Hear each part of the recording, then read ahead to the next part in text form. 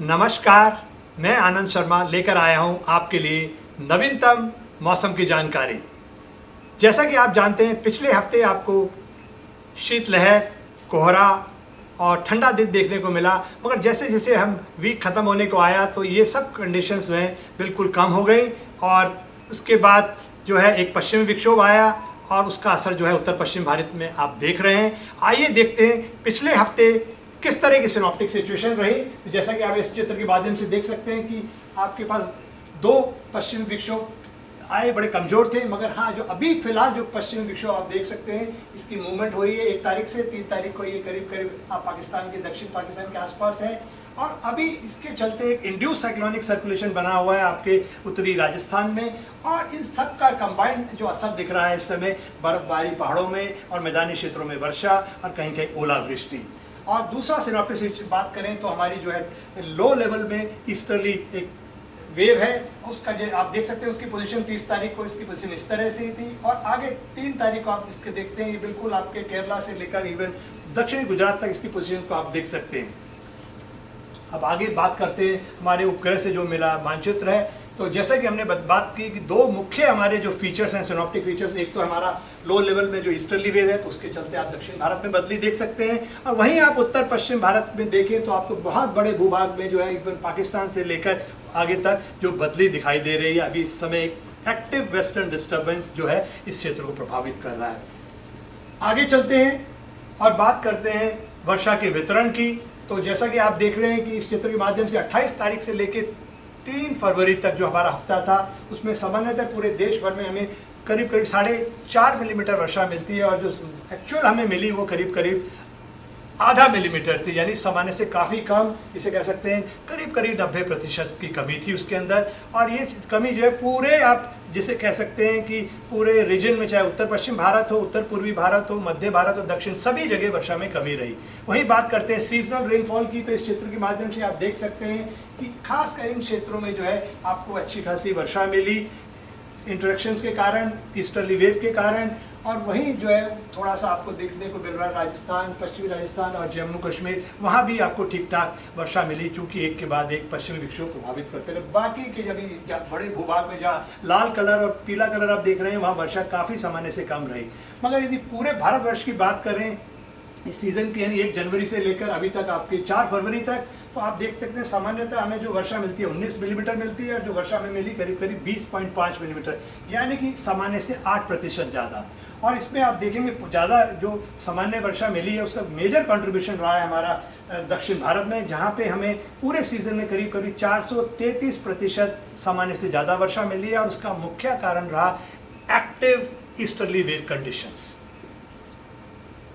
अब बात करते हैं हमारे अधिकतम तापमान की। तो जैसा कि आप इस क्षेत्र के माध्यम से देख रहे हैं, जहाँ जहाँ आप घना लाल कलर देख रहे हैं उन क्षेत्रों में आपके जो तापमान है सामान्य से ज़्यादा है। वहीं आप नीला कलर देखें और ये हरा कलर देख रहे हैं तो वहाँ तापमान जो है सामान्य से कम है। बात करें न्यूनतम तापमान की तो आप देखते हैं काफ़ी बड़े क्षेत्र में जो है आपको जो नीला या बैंगनी कलर दिखाई दे रहा है, तो खासकर जहाँ नीला कलर है तो सामान्य से -4 से 5 डिग्री तापमान कम है और ये वही क्षेत्र हैं जहाँ पर आपको कोल्ड वेव कंडीशंस पिछले हफ्ते को देखने को मिली थी। वहीं बाकी के हिस्से में यहाँ पे भी थोड़ी कमी है, बाकी दक्षिण भारत में कोई खास ज़्यादा असर नहीं दिखाई दे रहा है। और जहाँ तक सवाल है मीन टेम्परेचर का, तो वही इस चित्र में भी रिफ्लेक्ट हो रहा है। और एनोमली की भी बात करें तो आप देख सकते हैं ये जो आपका क्षेत्र है खासकर, तो इसमें आप देख सकते हैं कि तापमान जो है जो आपके काफ़ी कम रहे अधिकतम तापमान, और उसके मुख्य कारण रहा इन क्षेत्रों में घना कोहरा और लो लेवल जो क्लाउड्स थे उसके चलते जो रेडिएशन कट ऑफ हुई, तो उसके चलते जो है ठंडे दिन की कंडीशंस इन बड़े भूभाग में बनी हुई थी। अब बात करते हैं हमारे कोल्ड स्पेल। तो जैसे जैसे हम वीक खत्म होने को आया तो ये कोल्ड वेव कंडीशन जो एक समय पे काफ़ी बड़े हिस्से में बनी हुई थी, धीरे धीरे उसमें कमी आई। आप देख सकते हैं 28 और खासकर मैं पहले बात करूंगा ये जो 28 से लेकर 1 फरवरी के बीच में, तो देखते हैं सौराष्ट्र कच्छ में भी आपको कोल्ड वेव कंडीशंस मिली। वहीं 28 से 29 के बीच में आपको पंजाब, हरियाणा, पूर्वी उत्तर प्रदेश, राजस्थान, इन क्षेत्रों में, और 30-31 को खासकर जैसे जैसे आगे को ये कोल्ड वेव कंडीशंस बढ़ी और मध्य प्रदेश को इसने प्रभावित किया। फिर 2 और 4 तारीख को 31 से 3 के बीच में पश्चिमी बंगाल, सिक्किम और उड़ीसा में भी कोल्ड वेव कंडीशन देखने को मिली। 2 से 4 के बीच में छत्तीसगढ़ में, और फिर धीरे धीरे अब मतलब कि उसमें थोड़ी कमी आई और जहाँ तक कोल्ड डे की कंडीशंस है तो आप देख सकते हैं 28 से लेकर 31 तारीख के बीच में ठंडे दिन की स्थितियाँ बनी रही, खासकर उत्तर मध्य प्रदेश में और वहीं हमारे जो उत्तर प्रदेश और बिहार में। बात करें घने कोहरे की तो बिल्कुल पिछले हफ्ते में काफ़ी घना कोहरा देखने को मिला, खासकर पंजाब हरियाणा में 28 और 29 तारीख को, और 28 जनवरी से लेकर 1 फरवरी के बीच में पश्चिमी बंगाल का खासकर हिमालय क्षेत्र और सिक्किम, वहाँ पर भी घना कोहरा देखने को मिला। 28 जनवरी से 3 फरवरी के बीच में उत्तर प्रदेश, बिहार, और उसके बाद में थोड़ा सा इम्प्रूवमेंट हुआ। इस चित्र के माध्यम से देख सकते हैं बड़े क्षेत्र के अंदर जो है आपके फॉग या लो लाइंग कंडीशंस बनी हुई थी, और इन्हीं क्षेत्रों में भी आपको देखेंगे ज़्यादातर क्षेत्र में जो है ठंडे दिन की कंडीशंस बनी रही। बात करते हैं आज की सिनॉप्टिक सिचुएशन की। तो जैसा कि आप देख रहे हैं इस चित्र के माध्यम से, पश्चिमी विक्षोभ जो है काफ़ी स्ट्रांग है और उसका जो साइक्लोनिक सर्कुलेशन है 7.6 किलोमीटर ऊपर तक बना हुआ है, और ये उत्तरी पाकिस्तान के ऊपर है, और इसके चलते जो है आपका एक जो है इंड्यूस साइक्लोनिक सर्कुलेशन बना हुआ है उत्तरी राजस्थान के आसपास, और इन दोनों का जो प्रभाव दिख रहा है वो आपके पहाड़ी क्षेत्रों में बर्फबारी, मैदानी क्षेत्रों में वर्षा और कहीं कहीं ओलावृष्टि। तो बिल्कुल जैसा कि मौसम विभाग ने पूर्वानुमान दिया था ठीक वैसा ही हो रहा है, और इसका मुख्यतः कारण रहा है क्योंकि हमारे पास एक ईस्टर्ली वेव भी है, इन दोनों का इंटरेक्शन हो रहा है, इवन मध्य प्रदेश तक उसका असर देखने को मिल रहा है। ये हमारा जो रडार है, डॉपलर वेदर रडार दिल्ली का, आप देख सकते हैं, ये आपको पालम का एयरपोर्ट दिखा रहा है ये, तो उसमें कैसे आज जैसे किस तरह से बादलों की मूवमेंट हो रही है, जहां आप खासकर येलो कलर या रेड कलर देख रहे हैं, इन क्षेत्रों में सिवियर वेदर, जैसा कि हमने कहा था थंडरस्टॉर्म होगा और ओलावृष्टि होगी, तो जरूर इन क्षेत्रों में होगा, और हमें जींद में खबर भी मिली है कि ओलावृष्टि हुई है, और क्षेत्रों में भी शायद ऐसा होगा, वो हमें कल तक खबर मिलेगी। अब चलते हैं आगे और बात करते हैं अगले 5 दिन की मौसम की चेतावनी की। तो जैसा कि आप क्षेत्र के माध्यम से देख रहे हैं, तो जहाँ तक आप देख रहे हैं यहाँ आपका ऑरेंज जैसे कलर दिखाया है, यहाँ हम लोगों ने कहते हैं थंडरस्टॉर्म की चेतावनी दे रखी है, और इन क्षेत्रों में खासकर, और यहाँ जहाँ आप देख रहे हैं इन क्षेत्रों में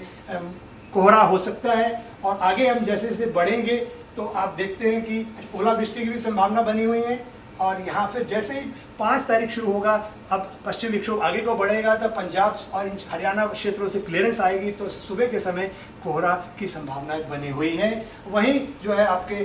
उत्तराखंड में, खासकर जो हमारा पूर्वी उत्तराखंड है, चूँकि पश्चिम विक्षोभ पश्चिम से पूर्व की ओर बढ़ रहा है आगे, तो क्षेत्रों को अगले दिन भी यानी कि कल 5 तारीख को भी प्रभावित करेगा। वहीं हम बात करें हमारे जो है मध्य प्रदेश और उससे जुड़े हुए छत्तीसगढ़ इलाके, वहाँ पर भी आपको थंडरस्टॉर्म देखने को मिल सकता है, और फॉग जैसी कंडीशंस तो बनी रहेंगी इन क्षेत्रों में खासकर आपके। और जैसे जैसे हम आगे बढ़ते हैं तो फिर आप देख रहे हैं कि 6 तारीख के आसपास कोहरा एक बार फिर दोबारा यूपी में लौट कर आएगा, और थोड़ी सी संभावना वर्षा की तो बनी रहेंगी आपके बिहार में और उससे नीचे झारखंड में। और आगे 7 और 8 में कोई हम चेतावनी जारी नहीं कर रहे हैं आने वाले दिनों में, और खासकर कोमरिन के क्षेत्र में आपको थोड़ी तेज हवाएं भी चल सकती हैं, तो मछुआरों को मतलब समुद्र से दूर रहने के लिए कहा गया है। ये आपका चित्र में आप देख सकते हैं, जो शुरुआत में दिखाई दे रहा है कि कैसे लो लेवल ईस्टर्ली वेव इसमें आप देख सकते हैं, और वहीं इस चित्र की बात करें तो ये दिखाता है कि कैसे पश्चिमी विक्षोभ आगे को बढ़ रहा है, और दूसरा एक पश्चिम विक्षोभ भी बस आने वाला है 8-9 तारीख के आसपास। हालांकि उसका असर जो होगा सिर्फ आपको जम्मू कश्मीर में दिखेगा, बाकी जगह नहीं दिखने वाला है, और जो आपकी लो लेवल ईस्टर्ली वेव है उसका भी आप इस चित्र के माध्यम से देख सकते हैं। ये हमारा GFS मॉडल है जो आपकी 10 दिन का पूर्वानुमान आगे का देता है। आगे चलते हैं और बात करते हैं हमारे जो अगले 2 हफ्ते की वर्षा के पूर्वानुमान की। तो जैसा कि आप चित्र के माध्यम से देख रहे हैं कि पश्चिम विक्षोभ का असर रहेगा, और मगर हालांकि उसका असर मैदानी क्षेत्रों में भी थोड़ा देखने को मिलेगा, और दूसरा जो हफ्ता है वो बिल्कुल ड्राई रहने वाला है, तो एक तरह से अच्छा है, इम्प्रूवमेंट है मौसम में, और यही आपको एनोमली में भी दिख रहा है। अब बात करें हमारे टेम्परेचर की, मिनिमम टेम्परेचर की, तो खास कर यदि हम एनोमली की बात करें तो काफ़ी भूभाग में तापमान जो है सामान्य से कम रहने वाले हैं, और खासकर जो हमारे उड़ीसा और छत्तीसगढ़ के क्षेत्रों में इनमें काफ़ी कमी देखने को मिल सकती है। दूसरे हफ्ते में जाएँ तो थोड़ी सी कमी दिख रही है, मगर फिर भी उत्तर हमारा जो एरिया बना हुआ है उड़ीसा और छत्तीसगढ़ का, वहाँ पर न्यूनतम तापमान सामान्य से नीचे बने रहेंगे। बात करते हैं अगले 2 हफ्तों की वर्षा के पूर्वानुमान की। तो जैसा कि 1 तारीख से जो हमारा पश्चिमी विक्षोभ प्रभावित कर रहा है हमारे उत्तर पश्चिम भारत को, तो उसका असर 4-5 तारीख तक तो देखने को मिलेगा ही खासकर, और 5 और 6 तारीख के आसपास उसका जो असर जो है आपके बिहार और पूर्वी इलाकों में भी नज़र आएगा, और उसके बाद इसमें कमी आ जाएगी। और उसके बाद एक पश्चिमी विक्षोभ और अपना असर दिखाएगा खासकर 8 तारीख के आसपास, और उसका असर सिर्फ जम्मू कश्मीर और लद्दाख में देखने को मिलेगा। बाकी के क्षेत्रों में मौसम बिल्कुल शुष्क रहने वाला है। यदि हम पूरी देश भर की वर्षा की टोटल वर्षा की बात करें तो या तो ये थोड़ी सी मतलब बात करें तो बिलो नॉर्मल रहने वाली है, खासकर हमारे उत्तर भारत में और खासकर पश्चिम हिमालय क्षेत्र में। और दूसरे हफ्ते की बात करें जो कि कोई खास पश्चिमी विक्षोभ नहीं है, कोई स्ट्रॉन्ग सिस्टम नहीं है, तो पूरे देश भर में जो है वर्षा सामान्य से कम रहने वाली है। अब बात करते हैं हमारे तापमान की और फॉग फोरकास्ट की। तो आप जैसा कि देख रहे हैं कि जैसे जैसे पश्चिमी विक्षोभ आगे की ओर बढ़ेगा उसका असर 5 तारीख तक रहेगा, बल्कि उत्तर पश्चिम भारत के कुछ हिस्से खासकर पंजाब हरियाणा में तो कल से ही कई जगह पे फॉग होने की स्थिति हो सकती है, क्योंकि न्यूनतम तापमान में कमी आएगी। जब उत्तर पश्चिमी और उत्तरी हवाएं आएंगी पहाड़ों से ठंडी, तो तापमान में गिरावट आने वाली है, 4 से 6 डिग्री की तापमान में गिरावट आ सकती है। और जहाँ तक सवाल है कहते हैं हमारे पूर्वी भारत का, तो वहाँ पे शुरुआत में जो 1-8 डिग्री की न्यूनतम तापमान में बढ़ोतरी हो सकती है, पर उसके दूसरी हाफ में कोई ज़्यादा चेंजेस की संभावनाएं नहीं दिखाई दे रही हैं। और जहाँ तक कोल्ड वेव कंडीशंस की बात या कोल्ड डे की कंडीशन की बात करें तो कोई ज़्यादा संभावनाएं नहीं दिखाई। हालांकि तापमान में गिरावट आएगी, और चूंकि पहले से न्यूनतम तापमान काफ़ी बढ़े हुए हैं तो कोल्ड डे कंडीशन या कोल्ड वेव की संभावनाएं काफ़ी कम दिख रही हैं। और जहाँ तक घना कोहरा है, बिल्कुल कोहरा एक बार दोबारा लौट के आ सकता है, और खासकर इवन कुछ पॉकेट जो है हमने जैसे कि पहले भी बताया असम, मेघालय और इवन साथ साथ उत्तर पश्चिम भारत में तो पंजाब, हरियाणा, चंडीगढ़, दिल्ली, नागालैंड, मणिपुर, मिजोरम, त्रिपुरा, और खासकर इसमें 5 और 6 फरवरी को, और उत्तर प्रदेश में खासकर 6 और 7 फरवरी के आसपास खासकर सुबह के समय घना कोहरा हो सकता है, तो वहाँ पे लोगों को थोड़ा सा सावधानी बरतनी होगी। दूसरे हफ्ते की बात करें तो न्यूनतम तापमान जो है वो है सामान्य या सामान्य से भी कम रहने वाले हैं, खासकर जो हमारे उत्तर पश्चिम भारत, उत्तर पूर्वी भारत और गुजरात में। और जहाँ की बाकी के क्षेत्र की बात करें तो वहाँ पर ये सामान्य से 2 से 4 डिग्री सामान्य से नीचे रहेंगे। ये सब जानकारी आप हमारे वीडियो के माध्यम से तो प्राप्त करते ही हैं, साथ साथ आप हमारी वेबसाइट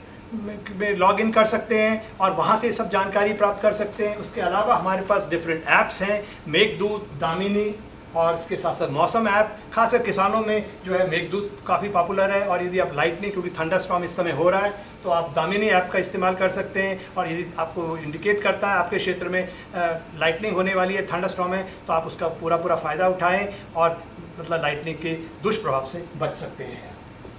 और एक नई पहल जो मौसम विभाग ने अभी हाल ही में कुछ 1 महीना पहले शुरुआत की है, क्राउड सोर्सिंग, यानी कि आप हमें अपने क्षेत्र में जो किस तरह का वेदर है उसकी जानकारी देना चाहें तो हमसे शेयर करें ज़रूर। और ख़ासकर चूँकि कई बार ऐसा होता है जब हम लोग पूर्वानुमान देते हैं ओलावृष्टि का, और